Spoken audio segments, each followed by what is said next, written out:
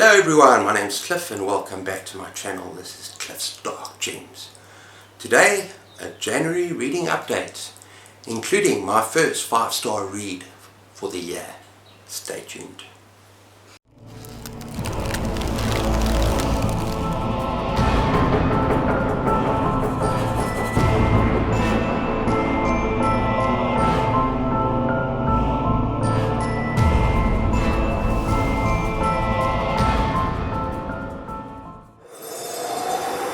Okay everyone, before I carry on, it is an incredibly hot day, so if you see beads of sweat on my brow, and if my shirt starts sticking to my chest, including the skull here, I just let you know that it is stifling hot. So I've just had a shower and I'm still sweating.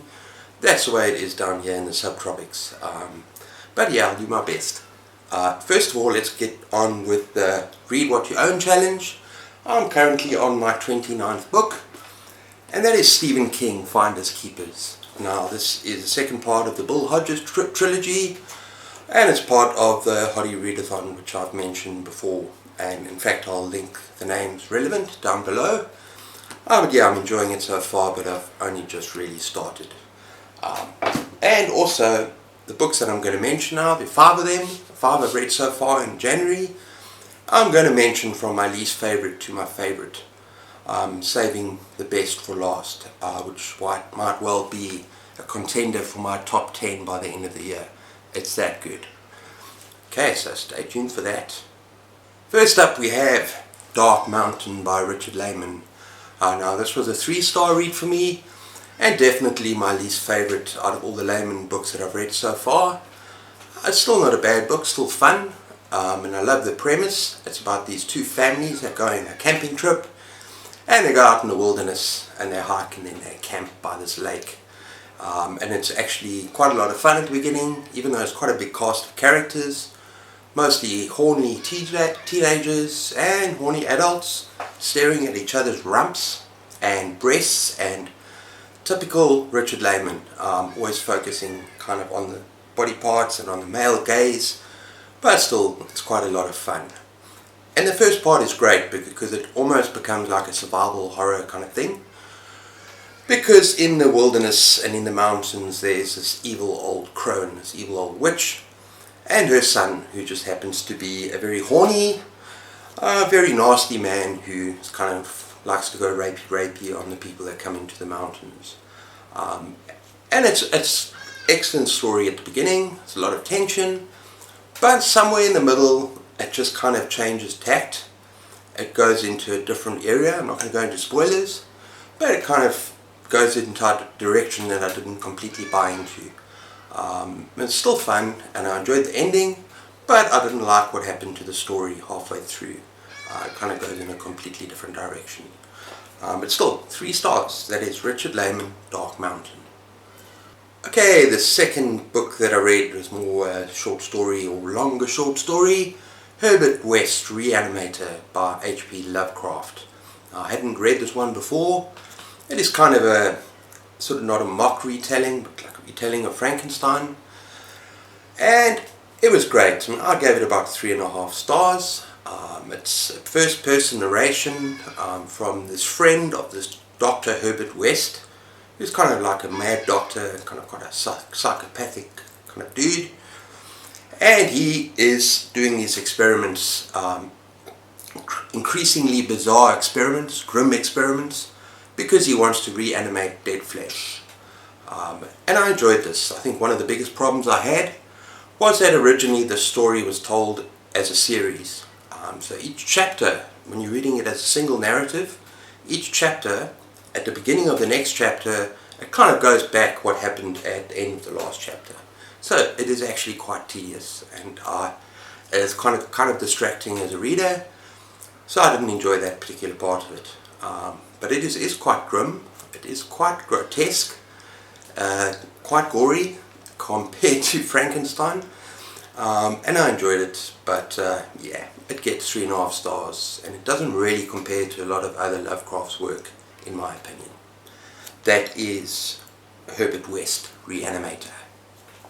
Okay, so now we're moving into 4-star territory, And the third book I'm going to mention is The Cockroach King by Andrew Cull. Now, this was a very, very creepy book, and it's about a mother who moves into a new home. A new home that reminds her of the home that she grew up in, and of happier times with her mother when her mother was still alive, wasn't dying from cancer, and she's now dead. And this home also seems a perfect home to raise her son. And this is all fine and well until a friend unearths the remains of a dead dog. The bones of a dead dog buried in a shallow grave, and then after the bones come the cockroaches. Now I just want to write down, I just wanted to say what I said on my Goodreads review, and that is that this story is skin crawling, stomach churning, and oh so creepy as all hell. And it is. And if you have any fear of creepy crawlies, of cockroaches, of anything like that, do not read this book. You're going to find yourself going, what is that on my neck? You're going to find yourself scratching. You're going to find yourself pricking, because this book is hectic, and it brings out the worst in those kind of fears. The writing wasn't absolutely brilliant, but it is an original tale, and I thoroughly enjoyed it, despite scratching myself every now and then, feeling stuff at the back of my neck. Yeah, it is very creepy. That is The Cockroach King. Next up, the fourth book is Bloodchild by Octavia E. Butler. This is a very strange, very weird little sci-fi horror, and it's about these humans that coexist with these aliens on a far distant planet, and the aliens face extinction, and the only way they can survive is if they plant their larvae, larvae plural, into the bodies of the humans. And there's some very, very grotesque body horror in the story, but it is very, very weird and very interesting and thought-provoking. And there's all sorts of themes that come up in the story and choices that have to be made. But yeah, I thought it was a brilliant tale, and it's definitely not the last, and it was a short story, but it's definitely not the last story that I'm going to read by this particular author. And it came pretty close to being a 5 stars, and maybe on a reread, maybe thinking about it a little bit more, something might happen and I might change my mind, but at the moment it's a 4.5 stars. That is Bloodchild by Octavia E. Butler. Okay everyone, now we're going to come to the 5th book that I read. I finished it last night and I'm still thinking about it, and that is A Short Stay in Hell, and this book is by Stephen Peck. Coming in at 105 pages long. I finished it in one sitting and it blew me frickin' away. And as I said, I'm still thinking about some of the concepts, and it's the kind of book where you really just need to go in on your own without knowing very little about it and just find out for yourself.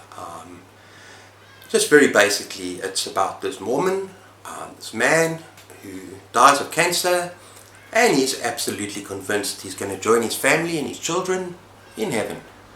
And he finds himself in the strangest opposite place ever.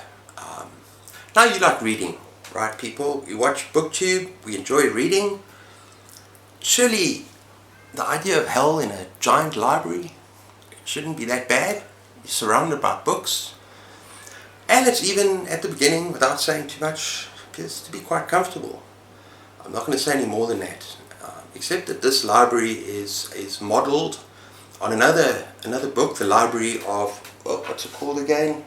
Babel, where there's an infinite number of books written in an infinite number of different ways. Any possible book that can be written from any perspective, alphabetically, whatever, you'll find this book in the Book of Babel.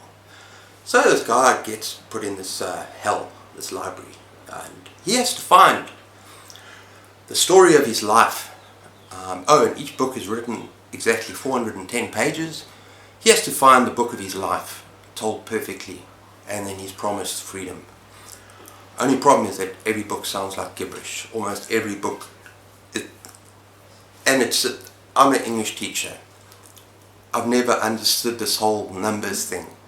But this book brings to mind the whole idea of infinity and eternity and stuff like that, that it made my mind boggle, absolutely boggle. I don't want to talk much more about this book, but I'm telling you, just read this book. Read this book. One of my subscribers recommended it to me, said it haunted them for weeks afterwards, months afterwards, I can't remember. I'm still thinking about this book. And when some of the ideas and the concepts of death, life, afterlife, hope, illusion, just so many ideas. And when some of these ideas sink their hooks into you, they're not going to let go, and you're not going to be able to stop thinking about them. It is dark, it's beautifully written, it's haunting, it's scary, it's terrifying, but it's also very poignant. It's just a beautiful, dark book. And yeah, I'm going to be thinking about it for quite a while. And I actually want to reread it quite soon. And it's short, so yeah, I think I need to give it a revisit to see if I missed anything. I mean, maybe the only very, very minor criticism I have is at the beginning. The writing is not so sharp, and it takes a little while to get into the story. Once you're in the story, after the prologue, it's just brilliant.